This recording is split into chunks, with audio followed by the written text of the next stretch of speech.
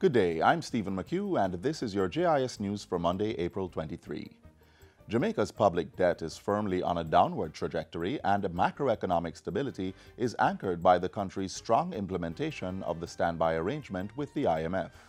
That's the latest assessment of the International Monetary Fund, which has given high marks for Jamaica's performance under the program. The country met all quantitative performance criteria and structural benchmarks for the period ending December 2017. In its recently released Executive Board review, the IMF pointed to strong economic markers, including the public debt being projected to be under 100% of GDP by the end of March 2019. Other high marks for the country include unemployment being at a 10-year low, modest inflation and current account levels, international reserves at a comfortable level, and external borrowing costs at historical lows. These are all positives, but the IMF's Executive Board review has also pointed to the need for accelerated economic growth. The fund recommends formalizing the current inflation targeting regime, as well as reducing the wage bill and reprioritizing spending towards growth-enhancing projects. To support growth, the IMF is also recommending that more is spent on infrastructure, citizen security, agricultural resilience, health, education, and the social safety net. One of Latin America's largest airlines, Copa, will be providing daily service between Panama City and Montego Bay starting July of this year. This will bring to 11 the overall number of flights weekly between both countries. Tourism Minister Dr. Edmund Bartlett made the announcement late last week during two separate receptions with travel media, tour operators, airline executives, and travel agents in Buenos Aires, Argentina, and Santiago, Chile. The receptions were hosted by the Jamaica Tourist Board, JTB, as part of a series of market engagements across several South American nations. Minister Bartlett says that Copa's move to provide daily service to Montego Bay is a game changer, which will lift arrival numbers from several other Latin American countries.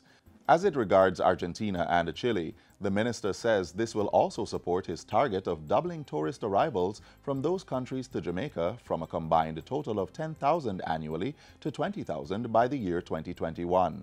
Minister Bartlett's tour across South America will take him and his team into Argentina, Chile, Peru, and Colombia.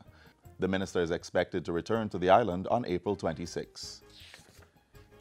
Government has opened two additional justice centers, one each in Westmoreland and Trelawney. Both centers were opened on Friday. They add to two previously established in Portland and St. Anne and are among 14 to be set up island-wide. This is our strategic investment to bring justice to the community so that persons can have assistance in solving their matters. The Justice Ministry's permanent secretary says the idea is to bring justice services under one roof, particularly those that are not involved with trials.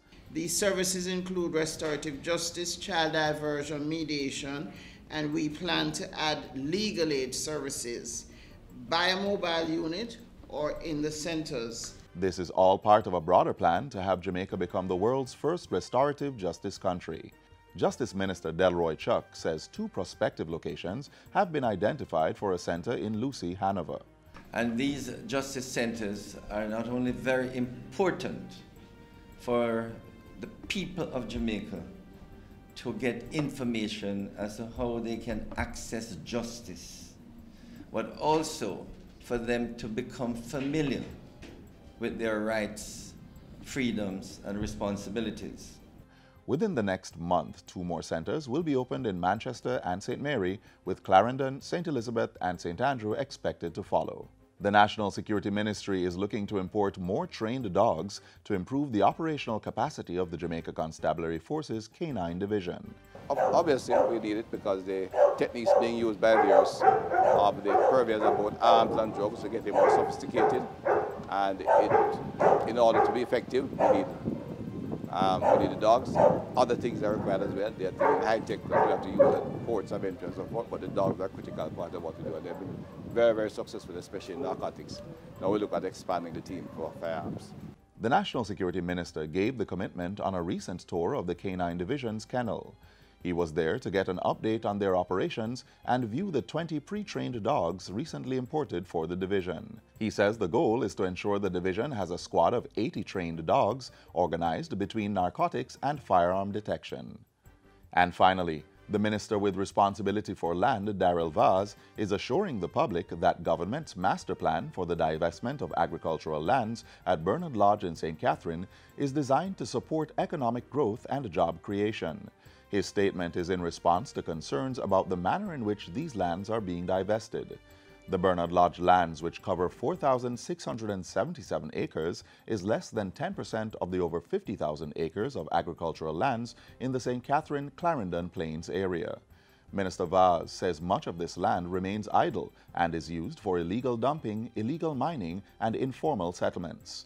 He says divestment for development started in 2015 and a cabinet decision was taken to ensure this continues under the mandate of a proper master plan that includes upgraded and new infrastructure such as roads, water, and sewage. The master plan went to cabinet in March 2018 and was approved. It calls for the development of additional housing solutions in and around the Portmore area and providing jobs for the residents in close proximity to where they live. The master plan also includes agro-processing, light industrial and commercial activity, as well as a new town centre. Minister Vaz says his cabinet colleague, Agriculture Minister Audley Shaw, will also be actively pursuing putting the vast acreages of idle agricultural lands into production. Adding that the divestment will allow the Sugar Company of Jamaica to pay off its huge legacy debts and invest in its core business of agriculture, the minister assures that the selling of all lands will follow the proper procurement guideline. He adds that Prime Minister Andrew Holness will be hosting a stakeholders meeting this month with the Political Directorate, the Portmore and St. Catherine municipalities, and non-governmental organizations. And that's it for JIS News Today. I'm Stephen McHugh. Thanks for watching.